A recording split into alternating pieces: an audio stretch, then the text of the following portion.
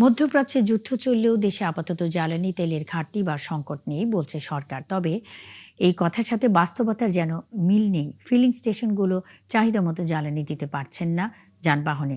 মালিকরা বলছেন এই মুহূর্তে ঘাটতি না থাকলেও সরবরাহ কমিয়ে দেয়া এবং জ্বালানি তেল ব্যবস্থাপনায় ত্রুটির কারণেই পাম্পগুলো জ্বালানি তেল সংকটে পড়েছে।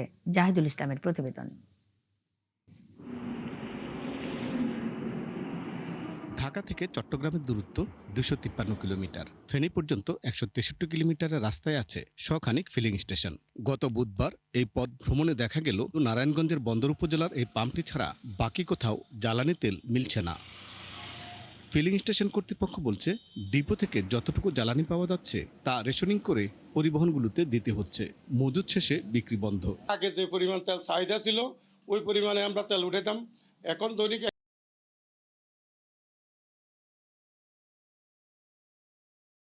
গাড়ি মোটামুটি পাই।